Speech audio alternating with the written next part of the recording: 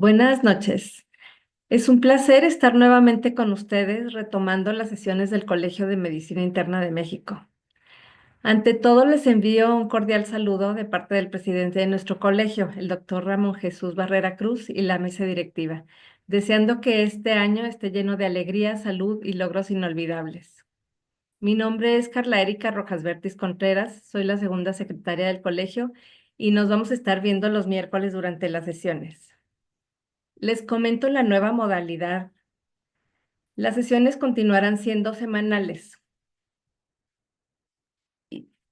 distribuidas de la siguiente manera. El primer miércoles del mes corresponderá a una filial. Por lo mismo, se les hace una invitación a levantar la mano a quienes estén interesados en participar. Sabemos que tienen internistas muy valiosos. Favor de ponerse de acuerdo con el doctor Julio César Jiménez Paredes, encargado de filiales, o en la página del colegio mandan correo a contacto o en el correo filiales@semim.com. El segundo miércoles de cada mes corresponde a sesión general.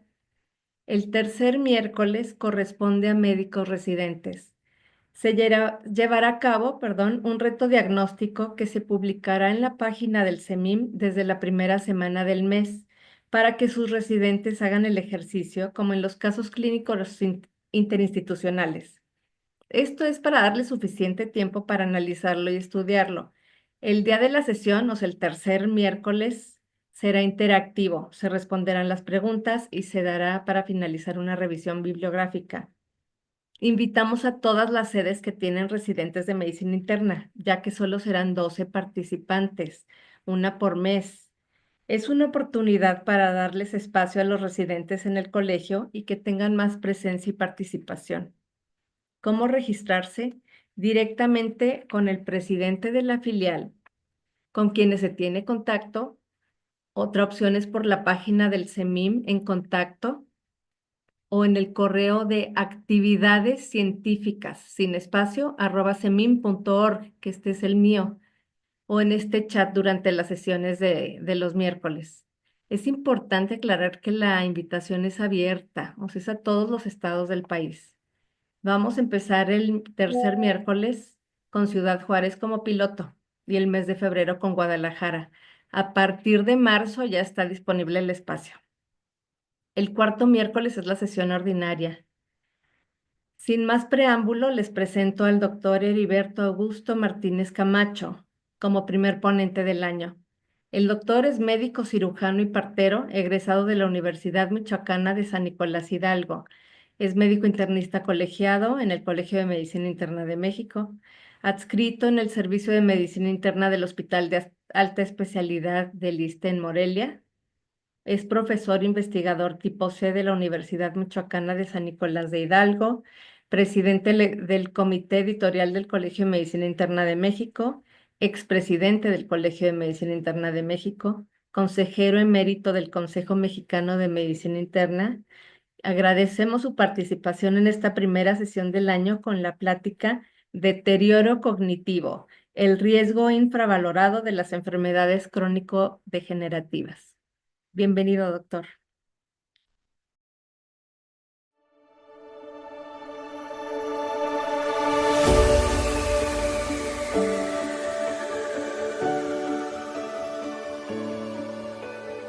Las Hormigas Comunidad en Desarrollo somos una organización de la sociedad civil sin fin de lucro, la cual busca una transformación social a través de cambios personales en las personas, a través de 2 programas. El programa educativo brinda a niñas y niños la oportunidad de fortalecer su aprendizaje escolar a través de sesiones de psicoaprendizaje, terapia de lenguaje y aplicación de la metodología Montessori. Les apoyamos para cultivar sus habilidades sociales y emocionales que les permitirán forjar un futuro diferente, rompiendo con el ciclo de desventaja que les afecta. Pues como toda mamá, piensa uno que está consentido y por eso no habla bien o no reacciona bien o es muy tímido y cosas así. Me motivó a ver que mi hijo no podía, tenía problemas de lenguaje. y en la escuela porque me decían que no socializaba nada con los demás niños. Me motivó pues querer ver el avance de mi hijo y que pudiéramos avanzar con él. Pues igual, o sea, porque no teníamos una plática coherente, no era como los demás niños que dicen, salen de la escuelita y dicen, mamá, me pasó esto, hice lo otro. La razón fue porque él tiene problemas de lenguaje y aprendizaje. Su habla todavía no es muy entendible, pero ya me saca más palabras, es más coherente en su plática. Como un animalito ahí, críate solito, porque a pesar de que uno siempre está al pendiente de ellos, le digo, o sea, uno no sabe realmente cómo es enseñarles, porque también para nosotros es una enseñanza esa. Pues yo creo que él no tuviera el avance que hoy en día tiene, que notablemente es notorio, gracias a las terapias que hemos tenido, tanto como yo también he asistido a terapias aquí, porque yo también estaba y hoy le digo, es un avance muy grande que tiene mi hijo. Uno piensa que nada más el decirle al niño, di mamá, di papá, pero uno no sabe cómo es la reacción del lenguaje, de dónde debe ir su boca, dónde debe ir su lengua, cómo tiene que hablar. Muy atentos, amables y dedicados con la educación y terapias de los niños. Pues porque en este sector, en estos lugares, estas colonias, hace falta mucho. Hay muchos niños que necesitan este tipo de apoyos. Porque así ellos tendrían la manera de poder ayudar a más niños, tal como el mío, que realmente no tenemos los recursos para poder acudir a otras escuelas privadas o algo, y aquí reciben ellos una atención muy beneficiaria y se ven los grandes cambios que ellos tienen tan solo porque pues ellos pueden apoyarnos y darnos ese beneficio de que no podemos tenerlo en otros lados. El programa terapéutico se dirige a adolescentes, jóvenes y personas adultas. Les proporcionamos un espacio de crecimiento y sanación personal a través de sesiones psicoterapéuticas individuales, grupales, de pareja y familiares. Fomentamos una mayor conciencia de sí mismas y de su entorno, lo que les permite realizar cambios significativos en su bienestar personal, familiar y comunitario. Va muy bien, demasiado bien, hay más comunicación de la que había antes. He mejorado mucho, ahora convivo más con ellos y soy más feliz. Me ha ayudado bastante, me he controlado en muchas ocasiones. Varios cambios, como que pues ahora convivo más con mi familia y sí. Por ti, por mí y por un mejor mañana.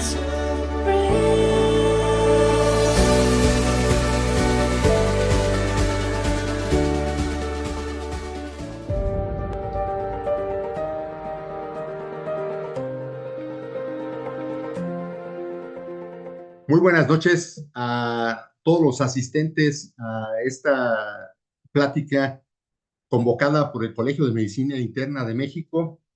Quiero darle las gracias al señor presidente Ramón Jesús Barrera Cruz el haberme concedido el honor de charlar con ustedes durante este tiempo venidero. El objetivo de esta plática va a ser hablar del deterioro cognitivo en las enfermedades crónico-degenerativas, un aspecto que no, a mi juicio, no se ha tocado de la manera necesaria por la relevancia que esto constituye. Yo quisiera que al final de la plática coincidiéramos en que debemos de tener una especial atención en las alteraciones cognitivas que se van dando durante la aparición de ciertas enfermedades degenerativas. Hoy particularmente vamos a hablar puntualmente de dos, pero eso no quiere decir que las demás no tuvieran participación en estas circunstancias. Una de las enfermedades que hay que tocar definitivamente es diabetes mellitus y vamos, el síndrome metabólico en general, pero particularmente en diabetes deseo destacar la frecuencia con la que esta enfermedad se presenta en el mundo entero y en nuestro medio. De tal suerte que pues aquí tienen ustedes unos datos estadísticos que son avasalladores. Ven ustedes, en el mundo 422 millones de personas cursan con diabetes mellitus. 3.7 millones de muertes se explican por diabetes mellitus. 8 de cada 10 pacientes que mueren por enfermedad cardiovascular son diabéticos. 1 de cada 11 personas en el mundo es diabético. Y en México, pues esta pandemia no es menos importante, ya que tenemos como primera causa de muerte en hombres y mujeres de 45 a 64 años diabetes mellitus. La Secretaría de Salud, un órgano de credibilidad, reporta que el 53.58% está con diabetes tipo 2, y en cuanto a los hombres y en cuanto a las mujeres, pues tenemos el 46.41%.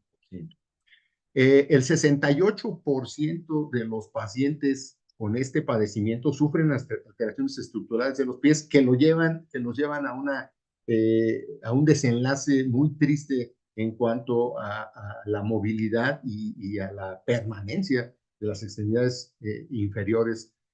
De tal suerte que también debemos de considerar que por cada paciente diabético, pues aquí en nuestro país prácticamente habría otro paciente que es diabético y que no está detectado. Y es bien cierto que, bueno, las consecuencias de diabetes mellitus son avasalladoras. Y vamos, si bien es cierto que toda la economía está sujeta a las alteraciones que se producen a consecuencia de diabetes, pues hay unas que llaman más la atención que otras. Por ejemplo, si un paciente pues muere súbitamente por un infarto agudo de miocardio, bueno, es mucho más llamativo que otra alteración, que las alteraciones que pudieran estar ocurriendo en la piel o en algún otro órgano. Los ojos igual son muy impactantes los efectos que tiene diabetes mellitus y otras enfermedades crónico-degenerativas. Pero vamos, esto es como la punta de un iceberg. Y ahí es donde nosotros debemos de tener la conciencia y debemos de trabajar no nada más en la punta del iceberg, sino en las bases que están sosteniendo esta punta. Otra de las enfermedades que quiero tocar es la enfermedad renal crónica. Y quiero darles estos datos que son muy interesantes. Tenemos que la enfermedad renal crónica significa una carga de salud global y la OMS así la cataloga. Y ven ustedes estos datos: para el 2012, 864.226 muertes eran atribuibles a enfermedad renal crónica. Enfermedad renal crónica está dentro de la 14ª en la lista de las principales causas de muerte. Esto todavía estamos en vías de hacer correcciones porque nuestras estadísticas previas hasta hace algunos años nada más, pues no tenían la fidelidad que puedan estar teniendo ahora, porque bueno, pues todo el mundo se moría de paro cardiorrespiratorio, entonces pues no se tomaba en consideración estas circunstancias. También algunos pacientes, no, pues infarto, y realmente ahora sí se está creando la conciencia en el ámbito médico de que, bueno, pues el paciente predominó como causa de muerte en la enfermedad renal crónica, pues así se consideren, ¿no? Igual con otras causas como diabetes. Y tomando en consideración un comparativo con la infección por VIH, cuando inició la epidemia de VIH en los años 90, la muerte por la infección por VIH, por SIDA, aumentó más rápido que las muertes por enfermedad renal crónica. Solamente esa enfermedad aumentó a un ritmo más rápido, cosa que ahora ya afortunadamente en cuanto al VIH está disminuyendo. Los tratamientos antirretrovirales, la prevención, las campañas de prevención que se han hecho han impactado bastante bien en cuanto al pronóstico de los pacientes con VIH. De tal suerte que a nosotros ya nos está tocando ver una franca disminución de la mortalidad por VIH, y desafortunadamente no hemos podido incidir de igual manera en la enfermedad renal crónica, que a fin de cuentas sigue aumentando en cuanto a su mortalidad y en su incidencia y prevalencia, de tal suerte que para el 2030, ya cercano, es muy probable que continuemos con una elevación de mortalidad por enfermedad. Entonces hay que tomarla en consideración. De nueva cuenta, el por qué está bien documentado que estas complicaciones tienen que tomarse muy en consideración y hacer todo lo posible por evitarlas. Tenemos la neuropatía diabética, que es pues la primera causa de amputación en miembros inferiores, no traumática. Más o menos 55,000 piernas se pierden cada año por pie diabético y por infecciones.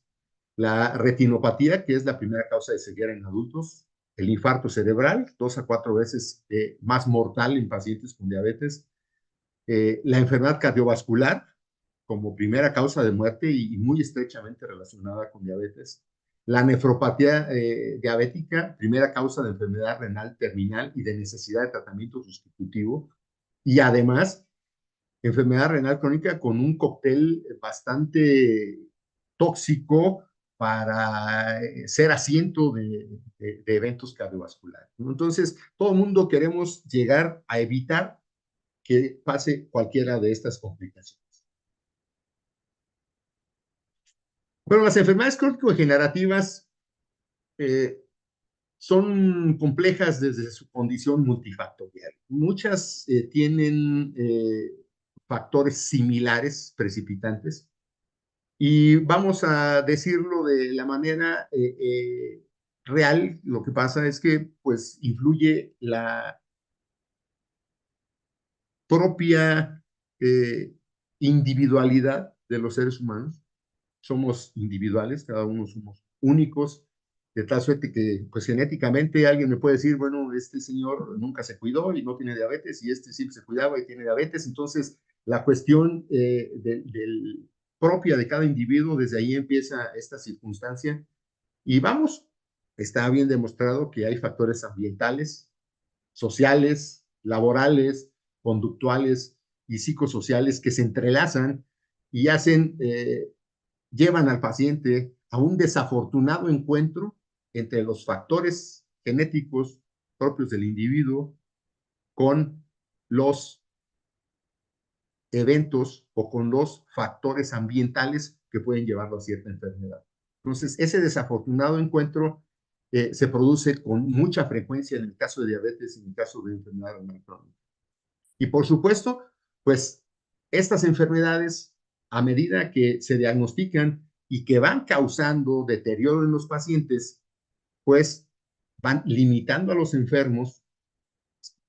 Vemos que los resultados del tratamiento no son los que nosotros quisiéramos y siguen avanzando hacia las complicaciones graves, de tal suerte que va disminuyendo su calidad de vida y esto hace que la salud psicológica, que bueno, por llamarlo así, porque a fin de cuentas un individuo para estar sano tiene que estarlo en las 3 esferas, de tal suerte que pues la salud, el estado psicológico del paciente, pues también se vea inmiscuido en estas circunstancias. Otro factor importante es la comorbilidad en las enfermedades crónico-degenerativas. Sabemos que es muy difícil que un paciente que es diabético permanezca nada más siendo diabético, 50% más de posibilidades de que sean hipertensos. También los hipertensos, 50% más de posibilidades de ser diabéticos. De tal suerte que el 60% de los pacientes con diabetes tipo 2, cuando menos tienen otra comorbilidad. Y el 40% tienen al menos 4 enfermedades concomitantes.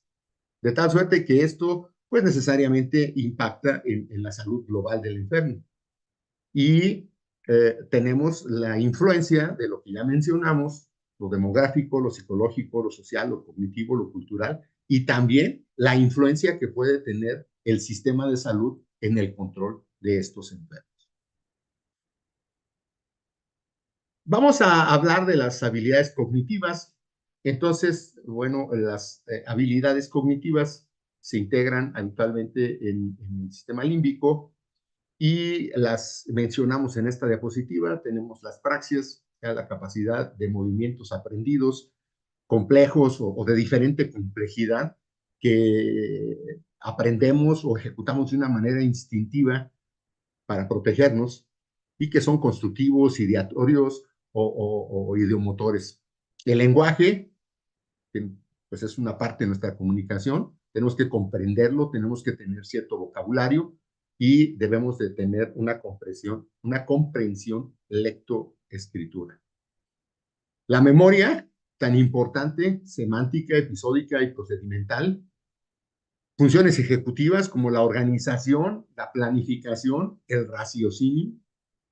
La atención, que es sostenida, que sea efectiva, que sea alternante, no puede estar muy fijo en alguna sola cosa. Orientación en tiempo y espacio. Y las gnosias, que es la respuesta y el reconocimiento a los factores externos que pueden ser visuales, auditivas, táctiles, gustativas, en fin. ¿Sí? Entonces, esto sería lo que se pudiera afectar. Y diabetes y enfermedad renal crónica tienen cierta predominancia por afectar algunas habilidades cognitivas y lo vamos a ir desarrollando a lo largo de la plática. ¿Cómo podemos nosotros evaluar el estado cognitivo del paciente? Seguramente ustedes saben más escalas, más scores, más exámenes que yo. De tal suerte que apelando al tiempo que tenemos los médicos mexicanos, sé que hay médicos de otros países escuchando la plática, pero mi experiencia en el sistema de salud mexicano nos requiere hacerlo de una manera pronta y expedita, de tal suerte que algunos médicos mexicanos también podrían decir, bueno, es que este examen mental de Folstein pues nos lleva cierto tiempo. Pues sí lleva cierto tiempo y es de lo más breve que podemos utilizar para evaluar la cuestión cognitiva, de tal suerte que, bueno, pues está validado para pacientes mexicanos. Si nosotros obtenemos un puntaje entre 24 y 30 puntos, pues el paciente tiene un estado cognitivo normal, ¿sí? Si tenemos entre 21 y 24 puntos, está dudoso, pero si tenemos por debajo de 21 puntos, pues ahí ya tenemos deterioro cognitivo de todas, ¿sí? Entonces, pues esto es una herramienta que es muy probable que nos sirva y que no nos ocupe tanto tiempo de la consulta por la brevedad o el tiempo que nos marcan las cuestiones, sobre todo institucionales, para la atención de un paciente. Diabetes y el decremento cognitivo se informó hace muchos años, en el siglo pasado. Acá, pues yo nací en el siglo pasado, ¿verdad? Bueno, entonces no hace tantos años, en donde, pues, en un estudio publicado en el Archivos de Medicina Interna, reportaron que el rendimiento cognitivo de los pacientes diabéticos era menor que el rendimiento que tenían los pacientes control que estaban saludables, o sea, no diabéticos. Y ya desde entonces están reportándose o reconociéndose esa asociación entre diabetes y decremento cognitivo. Y también, bueno, pues se tiene claro que diabetes tipo 2 es un factor de riesgo significativo para demencia vascular y para demencia por enfermedad de Alzheimer. De tal manera que tenemos muy claro que hay una bien establecida correlación entre diabetes tipo 2 y un alto riesgo de deterioro cognitivo. Entre más tiempo duración de diabetes, mayor riesgo de experimentar deterioro cognitivo. Y hay algunos otros parámetros dignos de tomar en consideración. Hicieron un estudio en donde encontraron ciertas alteraciones cognitivas y además las correlacionaron con alteraciones imagenológicas en resonancias magnéticas. De tal suerte que encontraron estas alteraciones, disminución del grosor cortical medio, disminución de los volúmenes en materia gris y mayor volumen de hiperintensidades en la materia blanca. Pero hay una cosa interesante que fue que en estudios angiográficos encontraron que particularmente en los individuos diabéticos, y esto va a ser muy interesante en el transcurso de la plática, encontraron que la circulación, que la perfusión del hipocampo estaba disminuida, particularmente en individuos diabéticos. Y bueno, pues tenemos aquí el hipocampo, que forma parte del sistema límbico, una estructura bilateral ubicada en la parte interna del lóbulo temporal, que va desde la hipófisis hasta la amígdala cerebral, y que, entre otras funciones, tiene la función de ir organizando los recuerdos. Los clasifica, entre otras muchas funciones. Hablar de hipocampo implicaría otra sesión u otras sesiones aparte. Pero bueno, entre otras cosas, organiza los recuerdos que estamos teniendo en relación con situaciones placenteras o situaciones dolorosas, y así los clasifica de una o de otra manera, tanto para estimularnos a repetir el estímulo como para estimularnos a no repetirlo. Entonces, si el hipocampo en un momento determinado se ve afectado en su función, pues tendrá la capacidad de retornarnos la memoria de los recuerdos que ya teníamos, pero la condición de almacenar nuevos recuerdos, entonces, pues eso se dificultaría, de tal suerte que de ahí la relevancia de la hipoperfusión hipocámpica en los pacientes con enfermedades crónicas, particularmente diabetes. Entonces, esto nos lleva a que si nosotros nos tomamos un poquito más tiempo o un poquito más en serio la cuestión de analizar el aspecto cognitivo de nuestros pacientes a la hora de la consulta, deberíamos de tomar en consideración que cualquier alteración cognitiva leve o deterioro moderado cognitivo, o sea, alteraciones fundamentalmente en la memoria, pues nos debería de llevar a alertar al paciente y alertarnos nosotros mismos como médicos para ver qué es lo que está pasando. Y debemos de tomar en consideración que, bueno, pueden estar pasando muchas cosas que no nada más el médico puede o tiene la responsabilidad de resolver. Hay pacientes que llegan a la consulta, y ustedes no me dejarán mentir, que llegan y dicen: usted no me va a regañar. ¿Por qué lo voy a regañar? Porque no llevé la dieta. Bueno, ¿y usted a qué se dedica? Soy obrero, trabajo todo el día, tengo 3 trabajos, o soy médico, tengo 3 trabajos, estoy todo el día y como lo que encuentro en la calle, o la verdad no me he dado tiempo de organizarlo. ¿Por qué lo voy a regañar?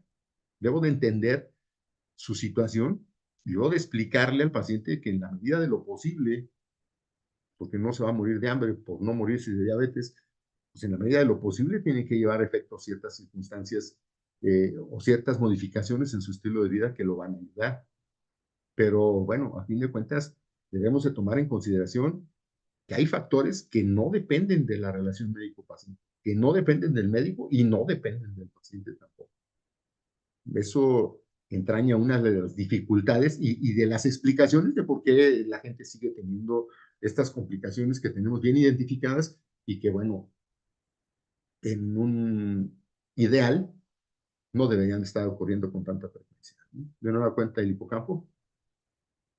Algún anatomista le encontró la forma de un caballito de mar. Ya ven que luego la percepción que nosotros tenemos de las imágenes puede cambiar. A alguien podrá parecerle cualquier cosa menos un caballito de mar, pero bueno, eso ya.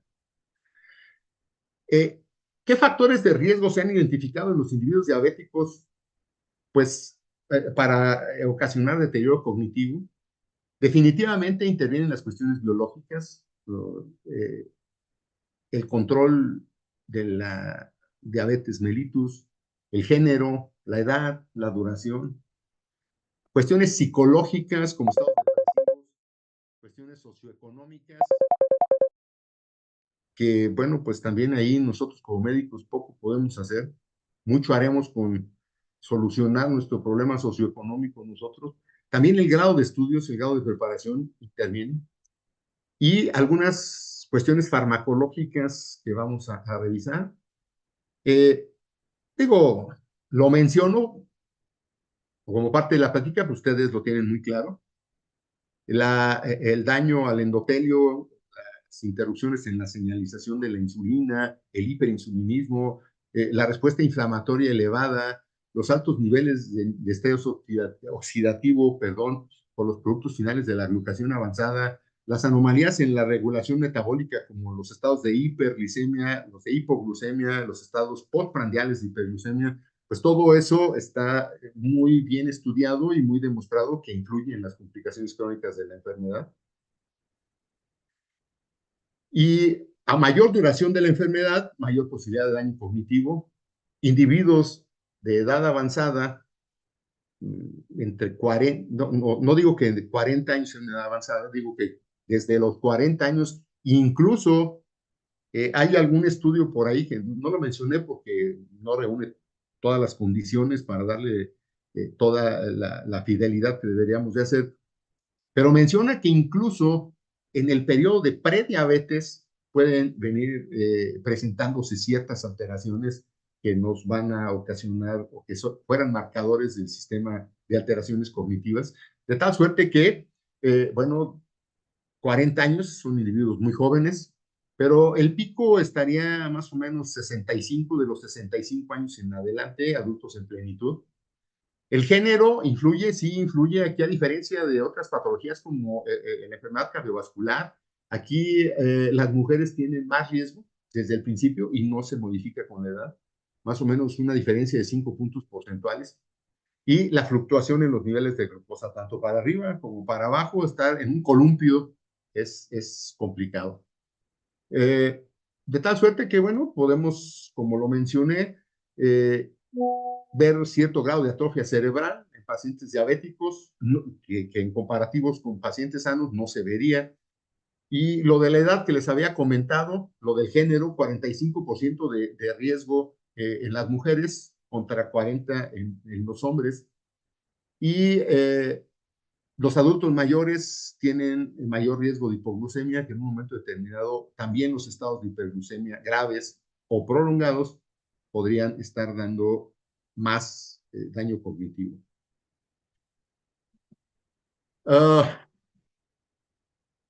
Glucosa elevada en ayunas, altos niveles de hemoglobina glucosilada, monitoreo inadecuado de glucosa, control inadecuado de glucosa, ven ustedes, doble riesgo de demencia y doble riesgo de que la demencia, una vez establecida, progrese.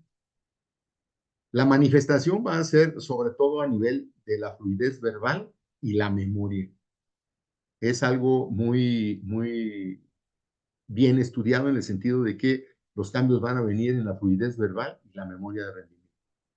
De tal suerte que, pues son cuestiones que nosotros pudiéramos ir evaluando desde la exploración física con el Mini-Mental Score, ¿no?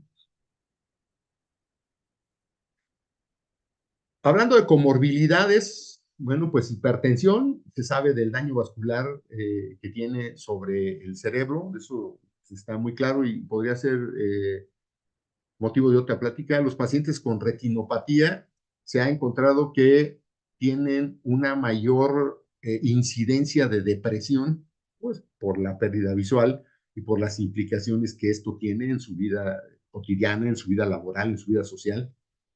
Pero ahí sí quisiera detenerme un poquito más en la cuestión de la enfermedad renal crónica, en la nefropatía. Bueno, tenemos los productos finales de la glucación avanzada, el factor oxidativo, la inflamación. Pero fíjense lo que pasa en la información que hay con respecto a la enfermedad renal crónica y la alfabetización en salud. O sea, la comprensión que el paciente tiene de su enfermedad para de esa manera poder participar en el control de la misma, ¿no? Los pacientes que tienen enfermedad renal crónica tienen un deterioro en la función cognitiva que va más allá de lo que podíamos esperar como envejecimiento normal. O sea, ellos envejecen más rápido y de una manera más agresiva que los pacientes que no tienen enfermedad renal crónica. Los pacientes que tienen enfermedad renal crónica tienen mayor riesgo de deterioro cognitivo en comparación con las personas controles que no tenían enfermedad renal crónica. Tienen un patrón diferente del envejecimiento normal y aquí la orientación, la atención y la función ejecutiva, o sea, las praxias, se ven más afectadas. Entonces, enfermedad renal crónica también debería de ser tomada muy en cuenta para estar evaluando al paciente en cuanto al aspecto cognitivo. También las alteraciones psicológicas pueden ser factor o pueden ser consecuencia. Los pacientes diabéticos están en riesgo, en un alto riesgo, 37% más de riesgo para tener depresión grave. Y la depresión, pues, es un factor de riesgo para desarrollar demencia. Y claro, los pacientes que empiezan con datos de demencia, pues, tienen otro factor más para la depresión, entonces se hace un círculo vicioso ahí muy complicado. ¿Qué pasa con las condiciones socioeconómicas?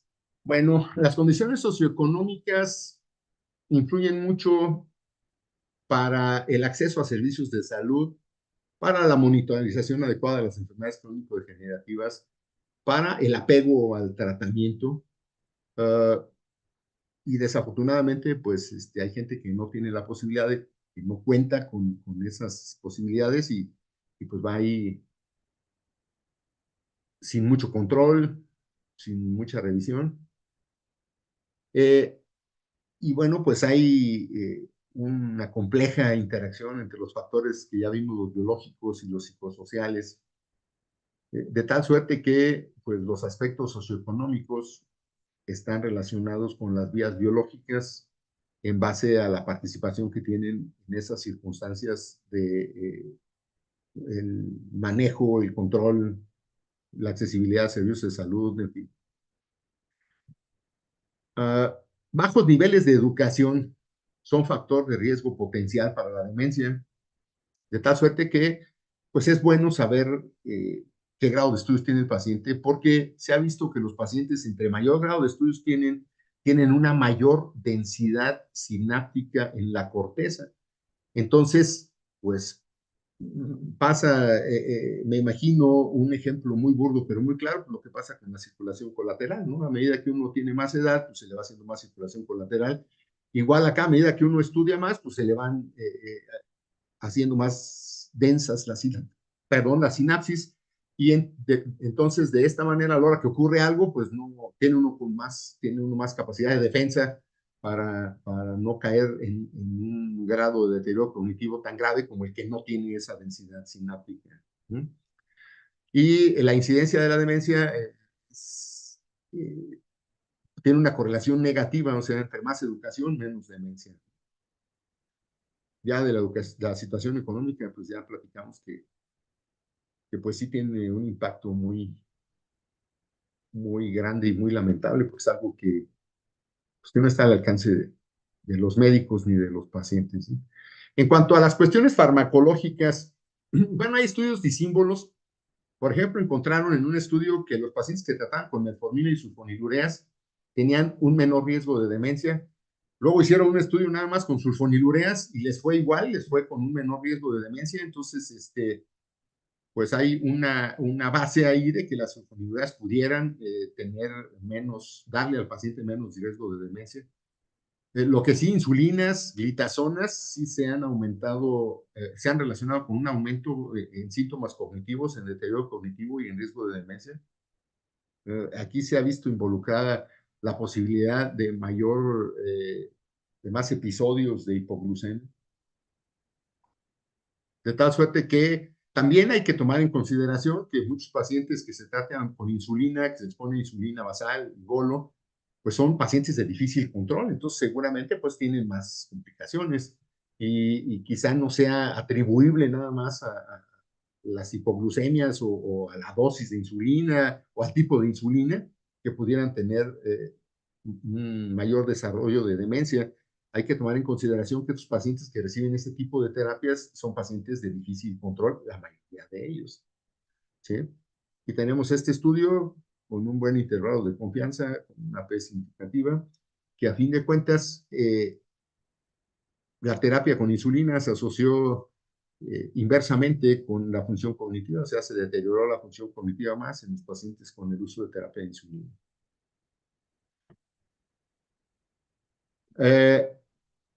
Los pacientes que tenían Alzheimer como comorbilidad de diabetes tipo 2, en este estudio se les trató estaban tratados con sulfonilureas, es el que les comenté, y pues vieron que los pacientes que les daban sulfonilureas tenían un deterioro cognitivo más lento en comparación con los que solo tenían enfermedad de Alzheimer y no les daban sulfonilureas. Entonces, de ahí la base de que quizá las sulfonilureas tengan algo que ver con esta prevención del deterioro cognitivo. No puedo dar una opinión categórica al respecto, sería cuestión de motivo de otra charla. Ahora, ¿qué sucede con los beta bloqueadores?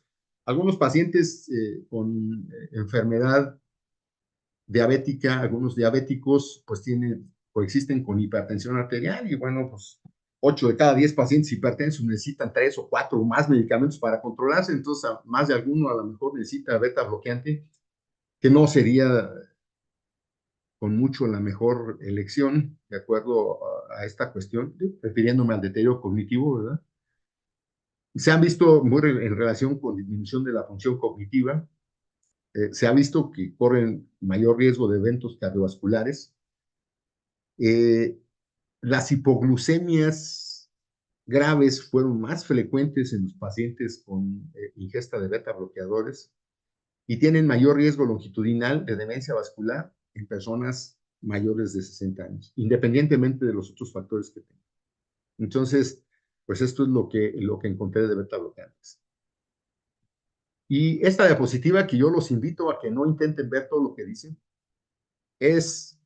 nos explica la complejidad del deterioro neurológico, del deterioro cognitivo más bien, perdón, del deterioro cognitivo en los pacientes, empezando por las causas biológicas, de comportamiento, psicológicas, socioeconómicas, farmacológicas, todo esto, y luego todavía más.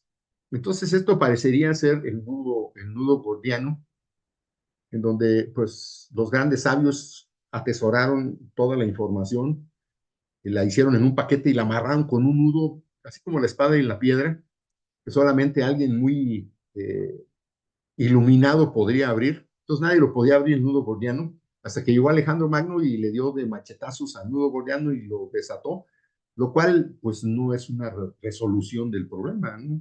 Hay resolución, la solución hubiera sido que lo desamarrara. Aquí también podríamos nosotros tomar una actitud así muy drástica y la verdad es que pues, no solucionaríamos. ¿Sí? Entonces, lo que podemos hacer es poner nuestro granito de arena, tomar en consideración todo lo que hemos estado platicando y darle un lugar diferente a la posibilidad de deterioro cognitivo a la hora de estar charlando con un paciente con enfermedades crónico-degenerativas. La relevancia de tomar un poquito más en consideración la posibilidad de deterioro cognitivo es la siguiente. Estas son unas estadísticas, se hizo un programa de capacitación para la prevención de enfermedades crónicas no transmisibles hace algunos años. A mí me invitó mi amigo, el doctor Toño González. Y bueno, estas fueron unas encuestas que se publicaron en esa ocasión. Tómenlas así como encuestas, no son un grado de credibilidad muy, muy grande, pero bueno, hace poco yo fui a un evento organizado por la industria farmacéutica en donde me llevé una sorpresa muy agradable. Me di cuenta que hay hospitales en México, hablo de un instituto de salud, en donde a un paciente con LDL elevada lo veían el cardiólogo intervencionista, el nefrólogo y el endocrinólogo. Y tenía cita con los 4. Bueno, pues eso fue lo que dijeron ellos ahí, ¿verdad? Y yo se las creo. Pero, pues yo trabajo en un hospital que no tiene esa posibilidad. Que un paciente con hiperlipidemia por LDL lo vean estos 4 especialistas que les comento y lo estén viendo cada mes o los 4 y los 4 pues pues se pongan de acuerdo y se platiquen. Ellos comentaron que se platicaban y que pues, se decían que ya le habían dado esto y que ya le habían dado. La verdad es que yo celebraría con mucho gusto que todos ustedes que están escuchando la plática tuvieran ese tipo de práctica médica. Yo no la tengo, desafortunadamente. Platiqué de esto con mis compañeros del hospital y están de acuerdo conmigo, de tal suerte que nosotros no contamos con esa fortuna. Y bueno, pues estas encuestas se hicieron en muchos hospitales de México y estos fueron los resultados. El paciente decía, ¿sabe qué? El médico más o menos tarda como 23 segundos, ¿sí? Antes de interrumpirme de lo que yo le estoy diciendo de las molestias, ¿sí? Solamente el 28% de los pacientes decían, ¿sabes qué? Es que yo sí sentí que el médico me escuchó, me dejó expresarme y sobre todo se interesó por lo que yo estaba diciendo. ¿Ok?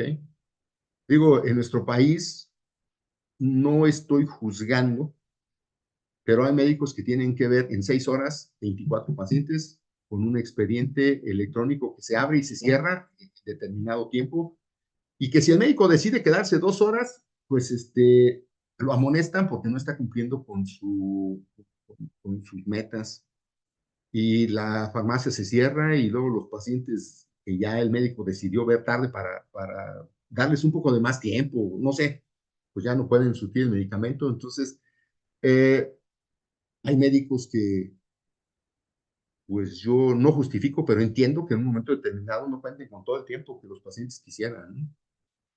Y esta es también muy preocupante. 50% de los pacientes que salen del consultorio no entendieron las instrucciones médicas, ¿sí? Dicen que es malo hablar lo que le ocurre a uno, pero bueno, yo me encontré a 2 pacientes que no sabían leer, pacientes mayores de 65 años que no sabían leer y que iban solos a la consulta. Y yo les comentaba, es que ¿saben qué? Pues necesitan venir, por favor, necesitan venir acompañados porque, pues si usted no sabe leer, pues debe de venir alguien que sepa cómo se debe tomar la medicina y eso. Es que no puedo porque mis hijos tienen que trabajar.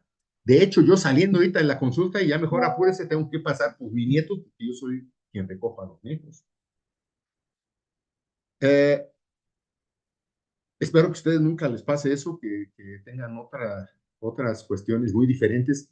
Pero ¿a dónde voy con esto? Voy a que el paciente tiene que estar en las mejores condiciones cognitivas para poder tener alfabetización en la salud.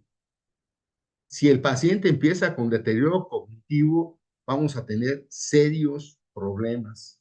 Y entre más grave el deterioro, más problemas vamos a tener tocante a lo que nos compete a nosotros, que es la alfabetización y el control de las enfermedades crónico-degenerativas. Entonces, el paciente, si no procesa, comprende y recuerda la información escrita o hablada que le damos, pues va a ser muy difícil que la siga, ¿verdad? Que las lleve a cabo de una manera adecuada. Un paciente así será difícil que nosotros podamos darle credibilidad a las decisiones que tenga con el cuidado de su salud. ¿Quién no ha recibido un paciente que dice, yo no me voy a poner la insulina y a ver, sáquenlo de ahí? Y si va solo y tiene más de 65 años y luego le prueban al médico que tiene deterioro cognitivo, pues va a tener un problema serio el médico. Y serio el paciente, claro. El del médico puede ser alguna cuestión legal que es grave, pero el del paciente es una cuestión médica que puede ser mucho más grave todavía, dependiendo de la arista, desde la óptica en que se pueda ver esta situación. Entonces, pues la reducción de la alfabetización va a acabar en una disminución en la adherencia a la medicación. Alguien puede decir, sí, hombre, se le van a olvidar tomar los medicamentos. Puede ser todavía peor. Puede ser que el paciente ya no se acuerde si se puso la insulina o no se la puso y ahí te va otra dosis de insulina, entonces va a caer en hipoglucemia grave. Igual, un medicamento para la presión, no me acuerdo si me lo tomé, lo he hecho, pues, digo, si no tiene una red de apoyo familiar, va a ser muy difícil que un paciente con deterioro cognitivo pueda estar bajo un control adecuado de su enfermedad y se hace un círculo vicioso en donde hay un deterioro de la salud mental, como ya lo vimos, de la cuestión cognitiva, Y pues necesariamente con todas estas cuestiones va un deterioro en la salud física y tienen mayor riesgo. ¿Sí?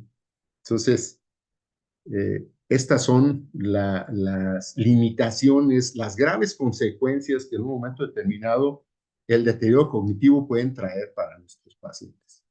¿Sí? Vemos que no nada más implica en la cantidad de vida, sino también implica una disminución en la calidad de vida. Y un problema realmente grave en cuanto al entorno familiar. Y ahí culmina la plática. Este es mi correo. Vamos a tener una sesión de preguntas y respuestas. Si alguien quisiera enviar a mi correo alguna inquietud, yo atentamente voy a estudiar sus mensajes y cuenten con la seguridad de que van a ser contestados. Y pues un placer haber charlado con ustedes. Yo tengo mucha confianza en que ya tomaban mucho en consideración la cuestión cognitiva en los pacientes con enfermedades crónico-degenerativas, pero sé que ahora muchos de ustedes van a colaborar y conmigo, ¿por qué no? Para que esta situación se vea con una óptica diferente y se tome más en consideración. Por mi parte sería todo y espero la sesión de preguntas y respuestas. Un verdadero placer y un honor poder haber charlado con ustedes.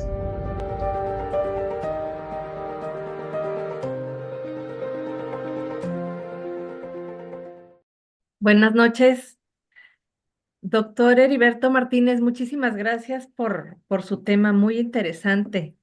Buenas noches. Tenemos una audiencia ahorita de 687 personas. Voy a Excelente. enviar unos saludos de los que están en el chat de Buenos Aires, Jalisco, de Irapuato, de Ciudad de México, de Guamúchil, Sinaloa, de Ciudad de México, Alcaldía Gustavo Amadero, que ahí vivía yo, de Mérida, de Atlixco, de Jalapa, Veracruz, Guadalajara, Oaxaca, San Luis Potosí, Villahermosa, Tabasco, de Saltillo, de Huatulco, de Cuernavaca, de Martínez de la Torre, Veracruz. Le mandan muchos saludos. Hay algunas Encantado. preguntas de Facebook y aquí por el mismo chat. Una es, ¿el uso de insulina y el deterioro cognitivo se relacionan a hipoglicemia o hay alguna causa en particular? Buenas noches, doctora. Un placer tener la oportunidad de charlar con usted, agradeciéndole a todo el Consejo Directivo, en particular a mi amigo el doctor Ramón, la invitación y el honor para platicar con todos los asistentes. Yo también los saludo cordialmente. Y bueno, ah, el uso de la insulina tiene varias aristas. Una de ellas, como bien lo mencionan, pues es la frecuencia de hipoglucemia, ¿no? Siendo el cerebro fundamentalmente la principal fuente de energía para las neuronas, la glucosa, pues el hecho de que haya hipoglucemias favorecidas por el uso de insulina es un mecanismo de daño. Pero también el hecho de que haya una resistencia a la acción de la insulina promueve daño. Uno de ellos es porque, bueno, no hay el suficiente aporte energético. El otro es porque la insulina se encarga de realizar algunas funciones en cuanto a eliminar o desencadenar sinapsis, neurosinapsis. De tal suerte que si hay una resistencia cerebral a la acción de la insulina, pues se ven afectadas esas funciones de la insulina y se puede promover que no se eliminen algunas sinapsis o que no se produzcan algunas otras, y eso también produce daño neuronal.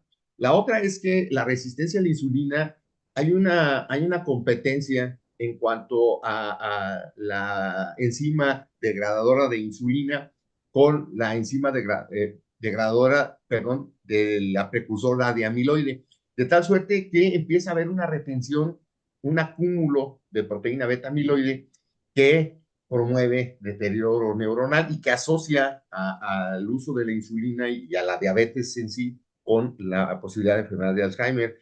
La otra es que la insulina, el uso de insulina, las dosis de insulina pueden producir inflamación crónica al activar a las células gliales. Y la inflamación crónica, pues, aumenta el estrés oxidativo y produce daño neuronal por neuroinflamación.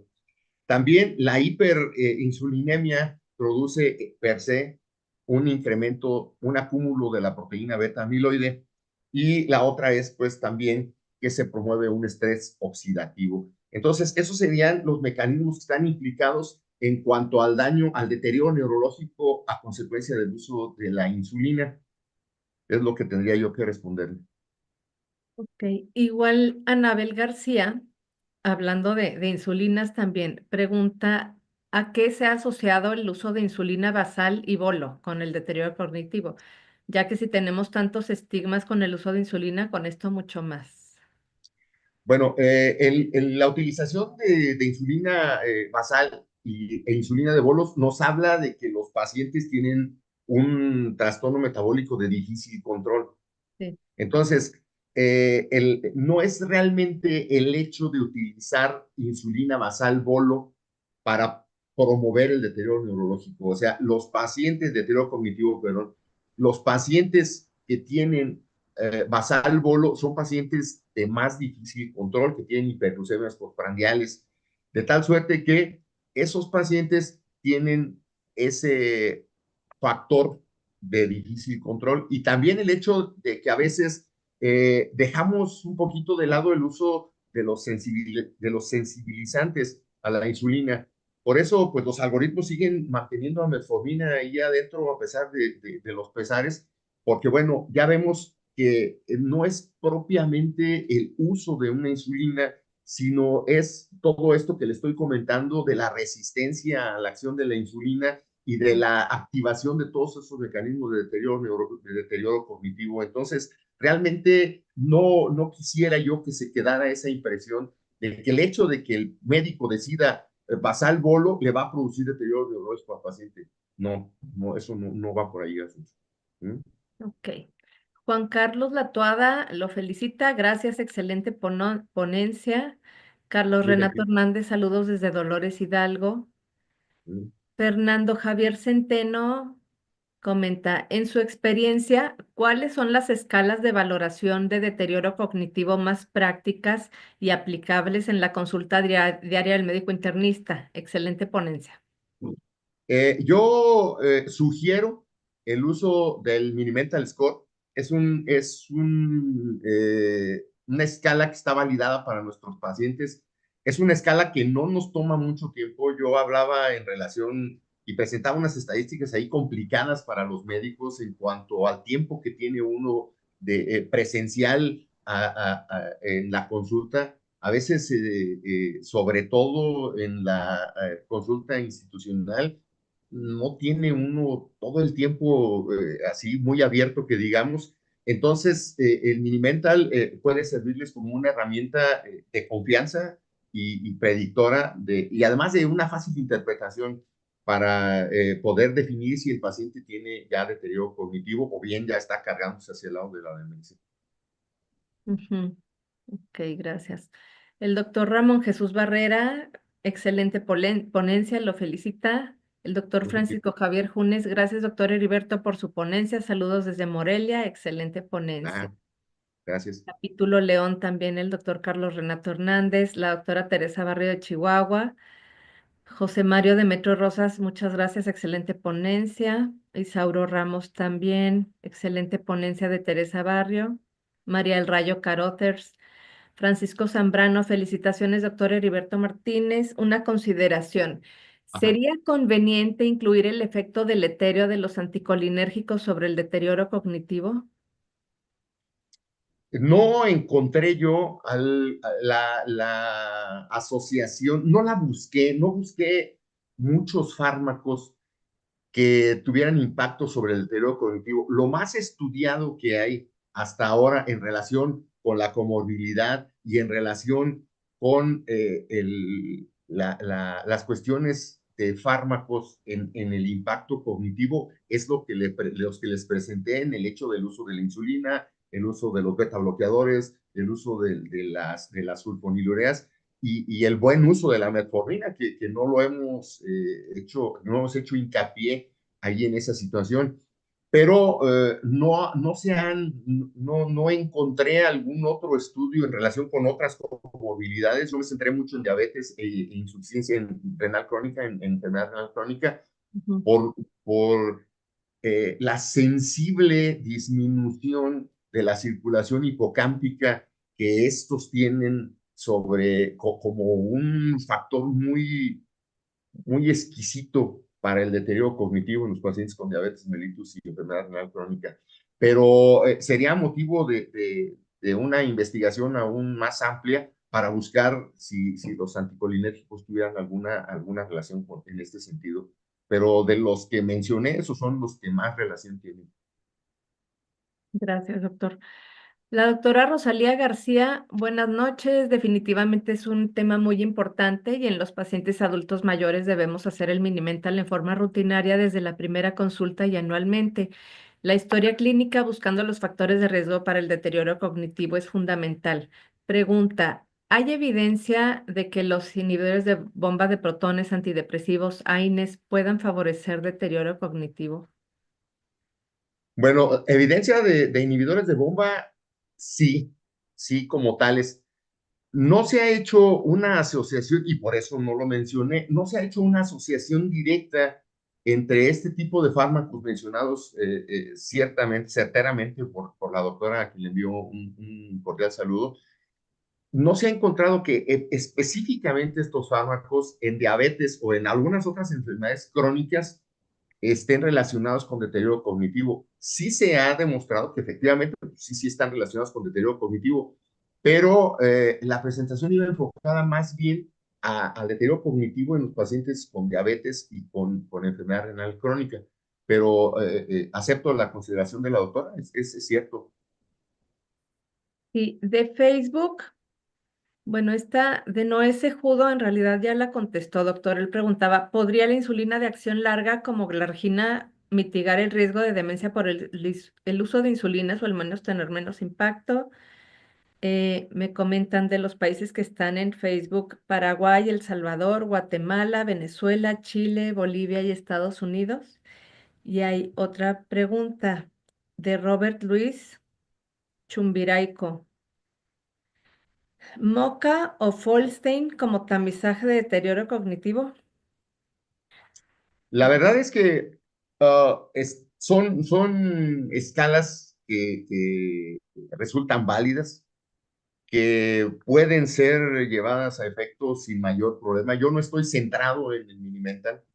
Ujú. Yo lo pondero por la cuestión del tipo de práctica médica que llevo yo en la vida institucional, pero la escala que ustedes dominen más, que ustedes tengan más soltura, más dominio, bienvenida. Aquí la cuestión es exhortar a la comunidad médica, seguramente ya lo tienen, nada más quería yo exacerbar el interés por el deterioro cognitivo del paciente, que a fin de cuentas, pues empieza siendo causa y después termina siendo una consecuencia de un mayor deterioro tanto en la calidad de vida como en el tiempo de vida de los enfermos. Sí. Clotilde Guadalupe Ramírez comenta, en relación a la enfermedad renal crónica, ¿cada cuándo usted recomienda realizar estudios para ver deficiencia de B12 y ácido fólico muy comunes como causa además de la anemia y la acidosis metabólica y aterosclerosis como contribución al deterioro cognitivo? Eh, La verdad es que no hay una frecuencia en cuanto a los estudios en que se tienen que determinar los valores de estas dos circunstancias que menciona la doctora. Es cierto que en las mujeres después de los 50 años se recomienda hacer una medición de hormonas tiroideas y después de los 60 años a todas las chicas hacer una medición de hormonas tiroideas. Esto ¿a dónde voy? a que tanto deficiencia de vitamina B12 como circunstancias relacionadas con hipotiroidismo son condiciones reversibles en cuanto a deterioro cognitivo. No le podría yo decir a la doctora la frecuencia, pero sí le puedo decir que a partir de que tenemos una deficiencia, una enfermedad renal crónica en un tipo 3B, ya se empiezan a ver, ya se tiene muy claro el deterioro en cuanto a la función, a las cifras de vitamina, pero son más bien de vitamina D, no sé si escuché B o D. Pero bueno, a fin de cuentas, de la vitamina B, pues no hay mucho escrito con respecto a la deficiencia de vitamina B relacionada específicamente con el deterioro cognitivo en la enfermedad renal crónica. Pero sí, efectivamente, pues hay que estar pendientes de las cuestiones de deterioro cognitivo que puedan ser en un momento determinado reversibles, ¿no? Gracias, doctor. El doctor Miguel Ángel Buenrostro nos felicita al Consejo Directivo 2025, presidido por el doctor Ramón Barrera Cruz, por el inicio de estas sesiones académicas y el mejor de los deseos en sus metas, objetivos y proyectos en este 2025. Igual de lo que ya ha comentado, también preguntan que qué opina de usar el minicog en consulta. Como usted dice, ya contestó esas preguntas. El doctor Oscar Antonio Alfaro felicita al Consejo Directivo y al doctor Martínez por tan excelente tema y me manda saludos desde Tapachula, Chiapas. Un saludo, doctor. Muy gentil, gracias. ¿Tiene otra? Buenos Sí. amigos en Chiapas. Otra pregunta de Fernando Javier Centeno. Dice, ¿en qué pacientes con deterioro cognitivo leve o inicial recomendaría TAC de cráneo, resonancia o un PET scan? Los estudios de imagen, lo único que nos pueden decir en un momento determinado es descartar algunas otras condiciones orgánicas de deterioro cognitivo. En cuanto a las cuestiones relacionadas con deterioro cognitivo y diabetes y enfermedad renal crónica, pues son las ya mencionadas en relación con la disminución de circulación hacia el hipocampo, con el engrosamiento cortical, y no nos van a servir en un momento determinado. A veces no están muy relacionadas con el avance de la enfermedad, pero sí de entrada, sí recomiendo que se haga en un paciente con datos de deterioro cognitivo, sí recomiendo que se haga un estudio de imagen que si está al alcance del médico, yo sugeriría una resonancia magnética nuclear. Y si no está al alcance, pues una tomografía, ¿no? Ya el PET scan, pues ni hablamos, porque a veces no está al alcance y a veces pues no está al alcance económico. Pero sí yo recomiendo, en cuanto encuentren ustedes deterioro cognitivo, dentro de la evaluación de este deterioro, sería muy importante realizar un estudio de imagen. Bien, muchas gracias, doctor. Me reviso de Facebook si tenemos más preguntas. En Facebook no hay más preguntas. Y en el chat ya felicitaciones, doctor, de parte pues de todo el país, de todos los estados. Em, Queremos agradecerle, doctor, por ser el primer participante del año. Estamos muy agradecidos. Un tema verdaderamente interesante porque pues lo que vemos son enfermedades crónico-degenerativas y efectivamente el deterioro cognitivo es algo cada vez más común, me parece a mí, y todos lo estamos percibiendo también pues desde el long COVID, ¿no? Que se ha notado más. Agradecemos mucho su ponencia nuevamente y les aprovecho para comentarles nuevamente y reiterarles los cambios que vamos a tener en este año. Estamos invitándolos a participar como ponentes de las filiales. Una de las sesiones semanales, o sea, una del mes, correspondería a una filial. En este caso, el doctor de Morelia está participando, nuestro expresidente.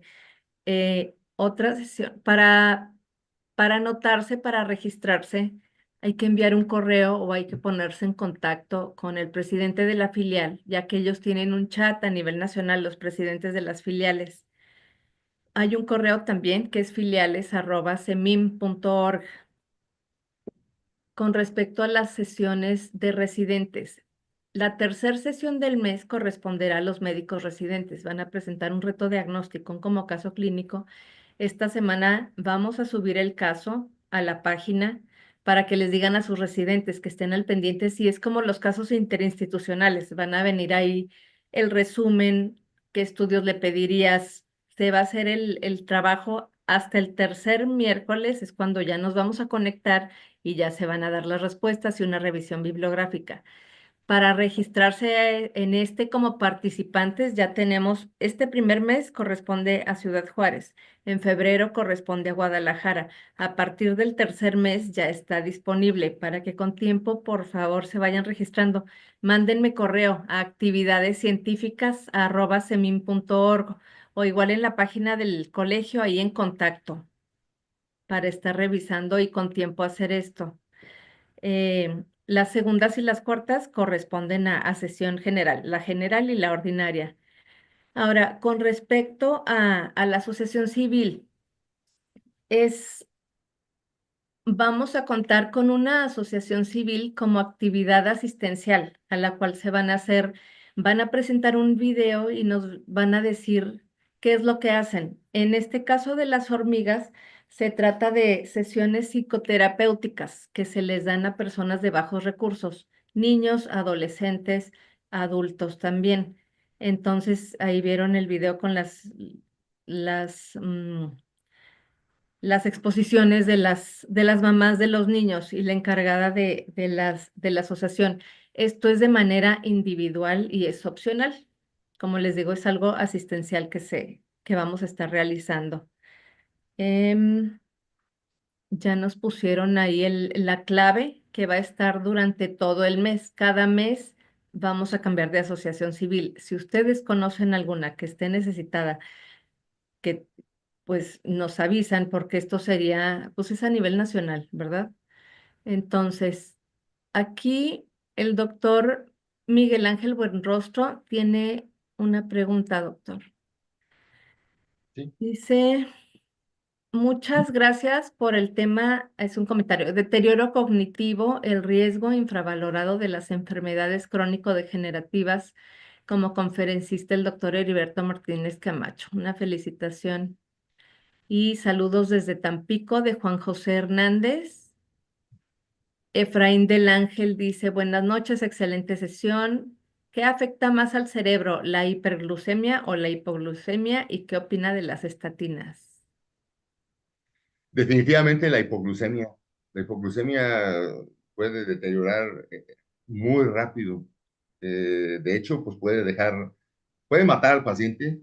Ujú. Algunos de los estudios que se han hecho en individuos diabéticos y que se han intentado llevarlos a cifras de hemoglobinas glicadas muy bajas, eh, en un momento determinado, una de las causas por las cuales no se sugiere llevarlos a hemoglobinas glicadas muy bajas es precisamente la hipoglucemia, que en un momento determinado no nada más fastidia al cerebro, sino también al corazón. Y en una de esas, pues los estudios que han tenido un incremento de mortalidad en los pacientes llevados a cifras de hemoglobina glicada muy bajas, pues ha sido la hipoglucemia. Entonces, definitivamente la hipoglucemia. Y claro, pues si tiene un paciente hiperglucemia crónica, 20 años de hiperglucemia, pues también a la larga resulta muy deleterio, pero definitivamente hay que tener mucho cuidado con hipoglucemia, es una urgencia médica en todos los pacientes que llevan tratamiento antidiabético. Ok, pues muchas gracias, doctor Heriberto Encantado. Martínez. Es un placer haber estado escuchando su tema. Compañeros, amigos, colegas, nos vemos el próximo miércoles. Un gusto empezar este año con ustedes. Hasta luego, buenas noches, gracias.